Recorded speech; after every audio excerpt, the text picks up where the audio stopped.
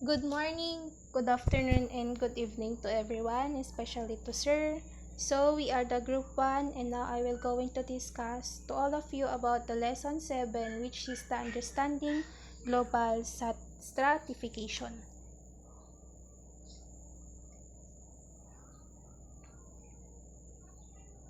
So, Global Stratification. So, what is global stratification? The hierarchical arrangement of individuals and groups in societies around the world. Countries around the world are hierarchically arranged based on their resources, status, and power.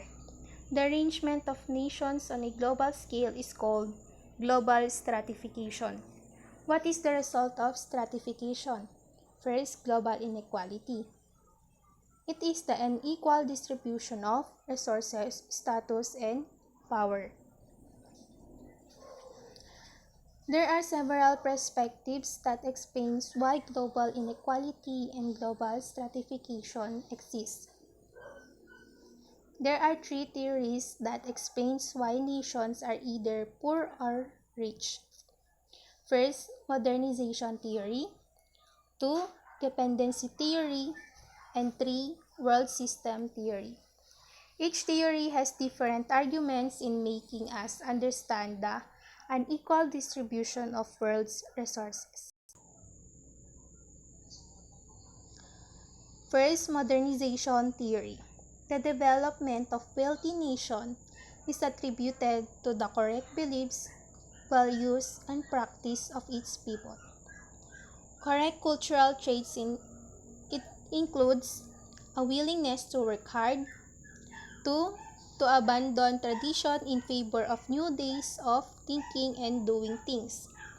3, to adopt a future orientation rather than focus on maintaining present conditions.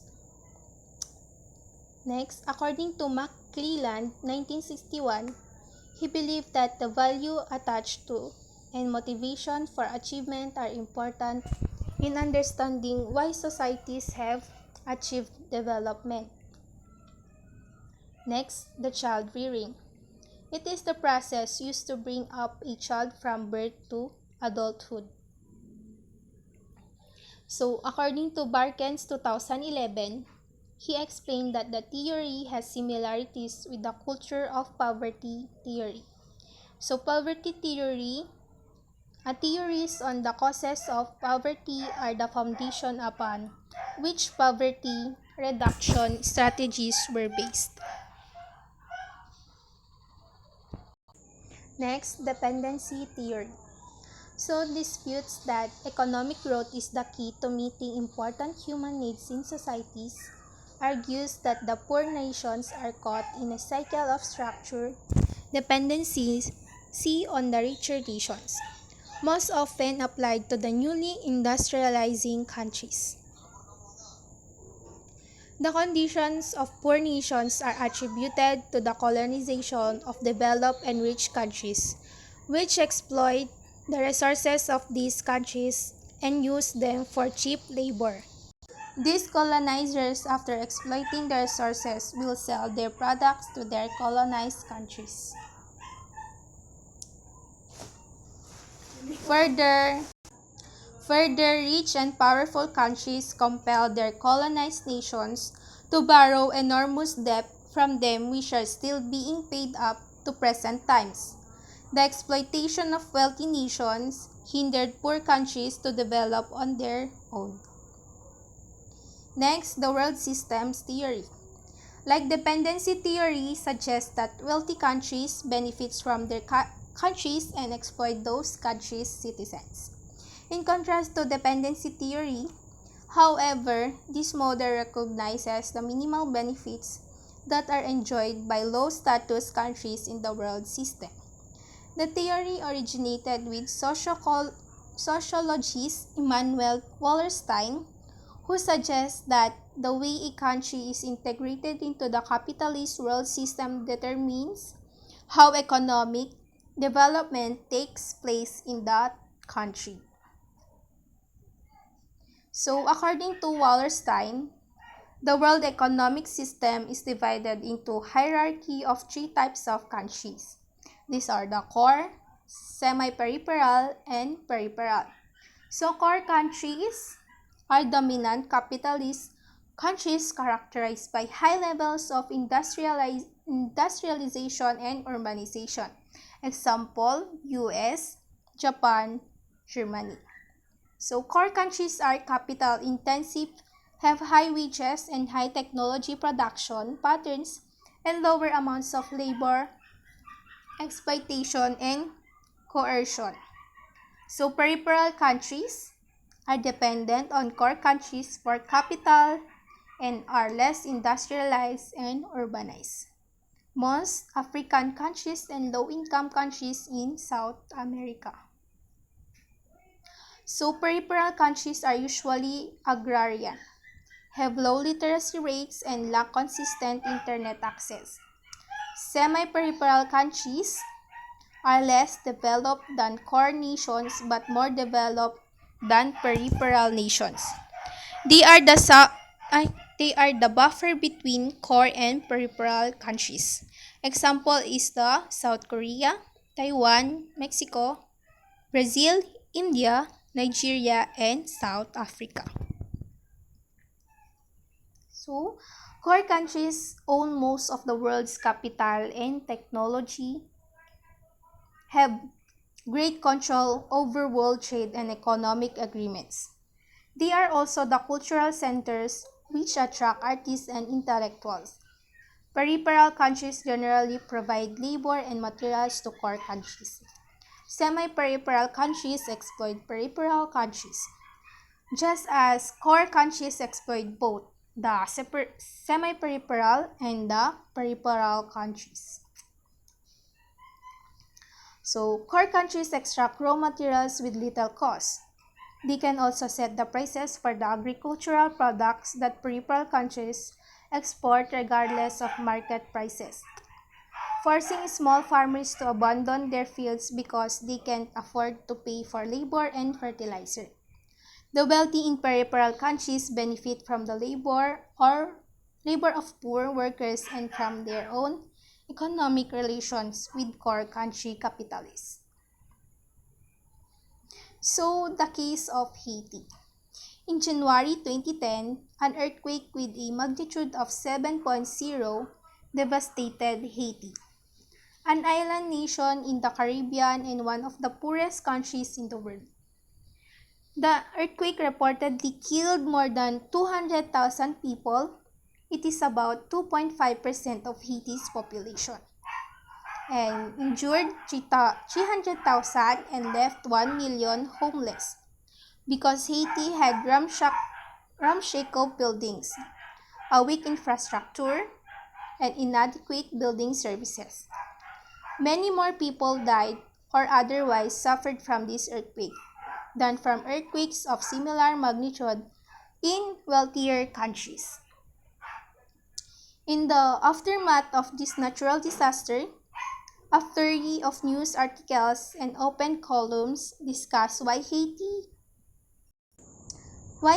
had been so poor before the earthquake despite efforts by thousands of international agencies during the past few decades. The contrasting position presented in these articles reflected the views of modernization and dependency theories presented in the text, and they illustrate the complexity of understanding global poverty. Reflecting the views of modernization theory, some observers attribute Haiti's situation to a culture of poverty. They noted that Haiti shares an island with the Dominican Republic, which is not nearly as poor as Haiti.